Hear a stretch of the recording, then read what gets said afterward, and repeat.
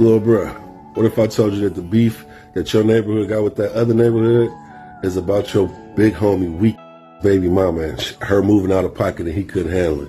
What if I told you that the discrepancy that you got with your ops that you basically inherited is because your big homies decided to backdoor somebody who was giving them work at the best prices in town, you dig, and was basically putting them on, but they couldn't handle the hustle? What if I told you that the war that's been going on for the last 20 years that you lost so many of your homies to was because your big homie lost a fight, a one-on-one out there trying to bully somebody? See, we got to be careful what we pledge allegiance to.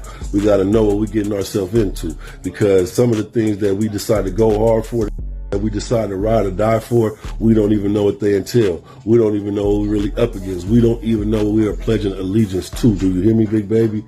Make sure you know what you ride and die for it out here in the streets and what you putting it all on the line for, little bro.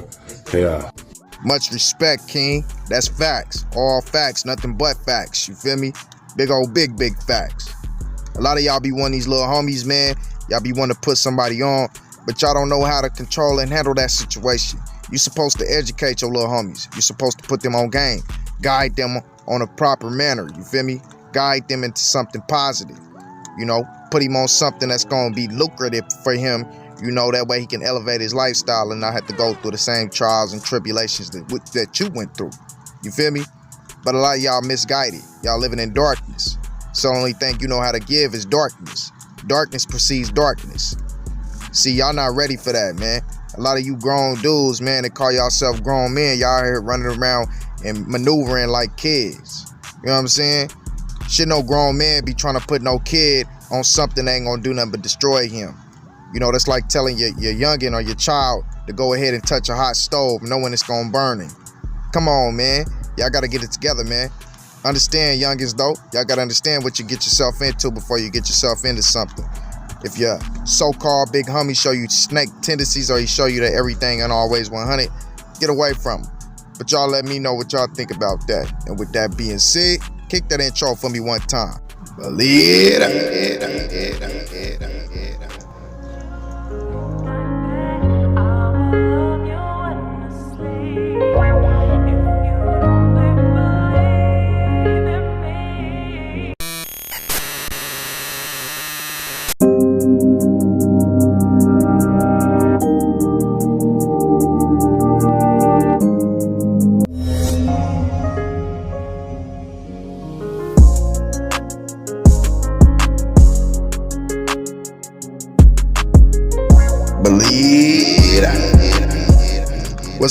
What's happening? Let's go ahead and get to it. First off, we got Junior Black. Shout out to you, King. And then we got Michael Blue Mark 01. Blue Check. Shout out to you as well, King. And then we got Scat Pack Zach 762. You know what I'm saying? Shout out to you tapping in with the Instagram family as well, King. And then we got Houston Brader, the baddest Brader 2.0. Shout out to you, Queen, for showing that love and tapping in with us as well. You know what I'm saying? You know, we love to see them queens, man. We love to see them queens tapping in. Keep coming, queens. Keep showing that love on the IG family, on that tip. Y'all know what the business is. And then we got YNG Hood. Appreciate you, King, for tapping in. You know what I'm saying? And then we got Coleon Coleman 232G at gmail.com. You know, Big Coley tapping in as well. Appreciate you, King, man, for showing that love. You feel me? And then we got Wade, the real me, Aaron Wade, 5767, tapping in as well. You know what I'm saying? So appreciate you, King, man. Y'all know I love to see y'all, man, going and showing that love on that tip too, on the family, on the IG, man, because we're gonna do more big things, man, once we hit, you know, all the way where we want to get to. You feel me? And then we got John Wick, T Brosco 78, and then we got Gary Bryant, you know, as well, tapping in. You know what I'm saying? So appreciate y'all all tapping in, you know, with that Instagram family. You know, like I said, man, I love to see y'all on there showing that love, man. And then we got we almost forgot, we got KD from the SIP, you know what I'm saying? KB 601. So yeah, appreciate all of y'all, man. Y'all make sure y'all go tap in with that Instagram family at All Facts King KO, all lowercase. And first and foremost, family, we got that man's Ben 10 as he comments on the short that we shared, you know, about his partners, you know, basically racking out one of, you know, Real Bang's partners, you know, in jail. or, you know, pretty much in the pen, wherever it was, man. Really don't matter, you know, at the end of the day. You know, they racked the man out, and he pretty much, man, was pretty proud of it. You know what I'm saying? As you can see from his words that he chose to, you know, speak right there and whatnot. Well, not words, but, you know, the laughing emojis that he chose to speak right there. And to me, you know, that was kind of a messed up situation. On the caption of the video, it said, "Say it again." We don't know what he was saying, but the dude was also saying in the video, "Say it again." I recommend y'all go check that out if y'all don't know what I'm talking about.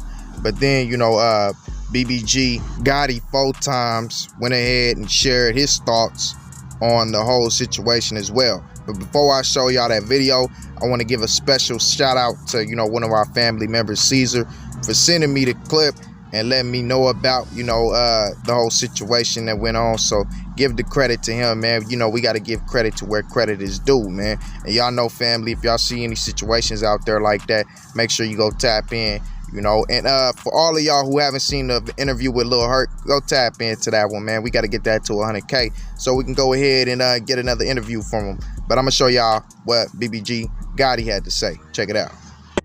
And I was hot all those other days. I seen that little video, that day by day, babe.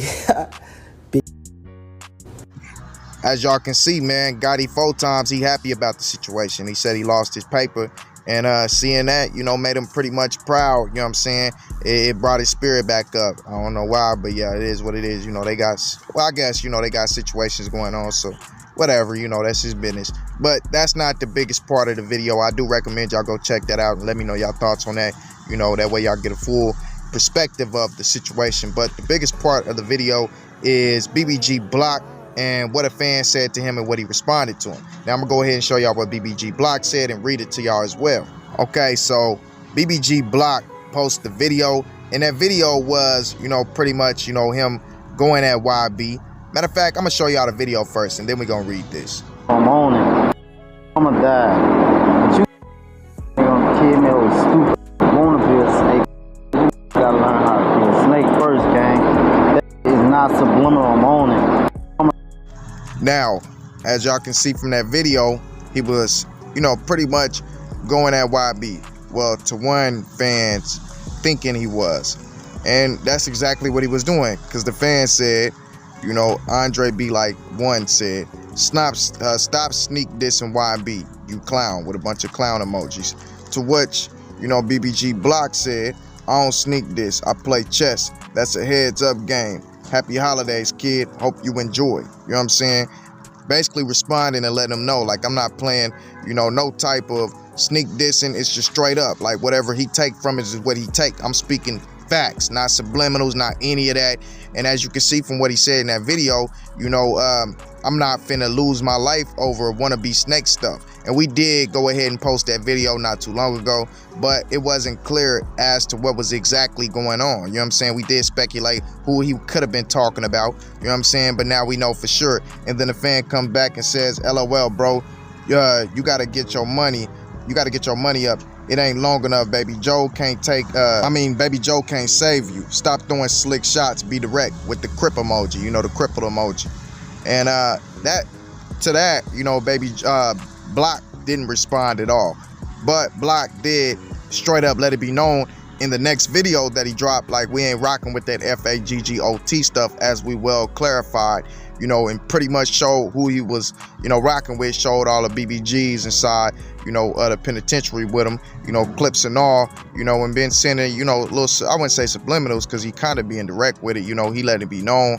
Any little antic that YB put out, he's showing. And like I told y'all in the video earlier, man, you know, it came out that, you know, baby Joe or somebody around him supposedly took a chain, you know what I'm saying? So he's saying, like, wanna be snake stuff. And then YB made the little diss song throwing shiggities back at you know, baby Joe, you know, saying he would hate to have to take out one of his partners, you know what I'm saying? So as y'all can see, man, it's little shiggities going back and forth. So there is internal friction that's going on. Y'all just don't see it. As well as, you know, I went ahead and did a little net surfing just to, you know, go ahead and give y'all more validation to what's all going on. And if you guys look at, you know, everything that I searched OG33 within, you know, baby Joe's page to see if he was there.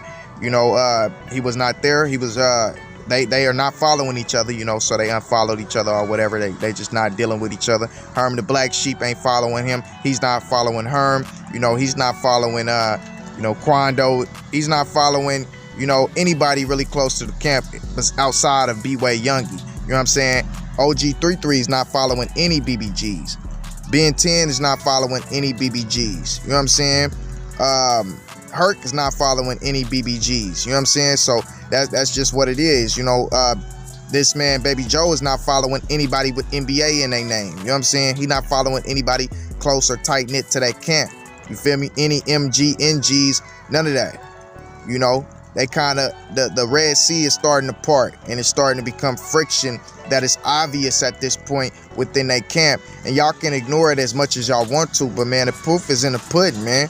There's friction going on. That's the reason why I said earlier, that's why Baby Joe would have to come out and try to clear it up. Because at the end of the day, YB is the breadwinner. You know what I'm saying? Even though Baby Joe is at a point now where, you know, he can make his bread on his own, he's not going to ever make the YB type of bread. You know what I'm saying? So to keep YB close is a smart move financially for Baby Joe. You know what I'm saying? As we all know, he lost to Instagram with 1 million followers. So that kind of like slips him back as well, you know, as far as Instagram and being able to make that profit off of there. His YouTube page is still over 100,000 subscribers, so that's a good thing. But the more that he attaches himself to YB again, and also features and whatnot like that, that just exposes him even more to a broader fan base. You know, everybody's eating off of, you know, YB's conglomerate fan base as of right now. And I'm not trying to say that everybody's mooching off of him, but, you know, they are predominantly gaining stardom off of being around the man. You know what I'm saying? Being so involved and being in videos and, you know, situations like that. But ultimately, man, I see a thing that could transpire into you seeing a big void between those camps. And what happens, man, like, we got to look at history. Like I keep telling y'all, if y'all look at the TBG and Boosie situation, there was a void there as well. So it was only inevitable that eventually YB and BBG would have a void as well. You know, BBG is Boosie's muscle as of right now. You know what I'm saying? So there was only a matter of time. Now, you do got a bunch of BBG members who are still on stories knocking, you know, all YB's music, as well as you still got TBG members knocking Boosie's music. That doesn't really mean much. I did have somebody say that to me, you know, in the DMs, like they still knocking YB's music. You got a bunch of them who probably don't feel the way that Block and the rest of them do, but at the end of the day, Baby Joe is the face of BBG in the media, in the forefront. He's the face, so he's the head of BBG, and wherever the head goes, the body must follow. That's just the rules. You know what I'm saying? Wherever the head goes, the body will follow. YB's not gonna trust anybody who comes from that side. If Baby Joe and him have friction, you feel me? So that's just gonna cause a whole void and a whole separation all the way through and through, man. Y'all gotta understand that, man. And it seems like Block is putting his first foot forward within the media. He's letting it be known, like, we separating ourselves from all of this clown buffoonery, and he believes in the fact that they have a real opportunity, you know, to make something out of themselves, because they do. You know, at the end of the day, they have enough exposure to do what they want to do, you know, to never go back to the PJs again if they do it the right way. You know what I'm saying? If they do it the right way and put whatever out there that's intelligent, and stay away from the negative antics, you know what I'm saying, and all the stuff that would steer the fan base in the wrong way or put even more heat and attention on them, man. You got to steer away from all of those extra out situations whenever you got a spotlight on you that's this big. You know what I'm saying? At the end of the day, the proof is in the pudding, and y'all in YB shadows right now, and his shadow is pretty huge. You know what I'm saying? Anything in his shadows is still getting spotlight. So, you know, watch what you do. That way you don't fumble the ball whenever you know the ball is in your playground. Now, next up, man, we got that man's, you know what I'm saying, Fat Chapo. His Fat Chapo goes ahead and buries his uncle, you know what I'm saying, which is a sad situation.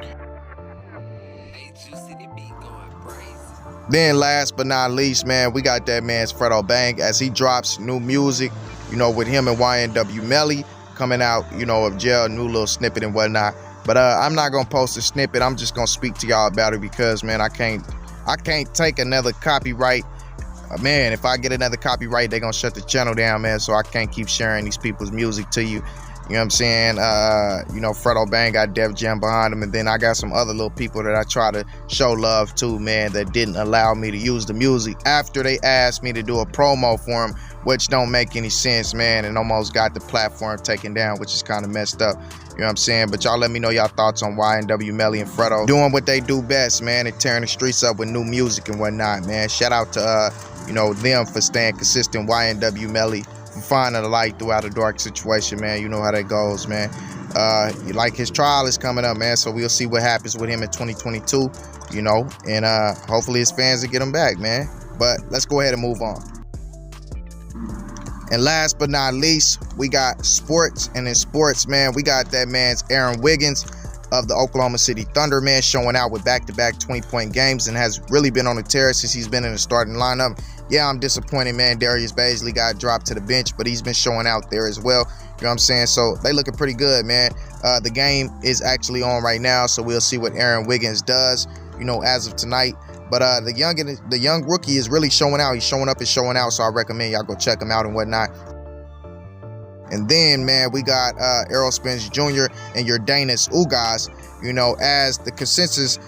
The media is trying to put it out there as if this fight is not going to be a good fight, man. But if you're a boxing fan, man, this is one of the biggest fights that's going to happen of 2022, man. This is definitely going to be a crazy fight.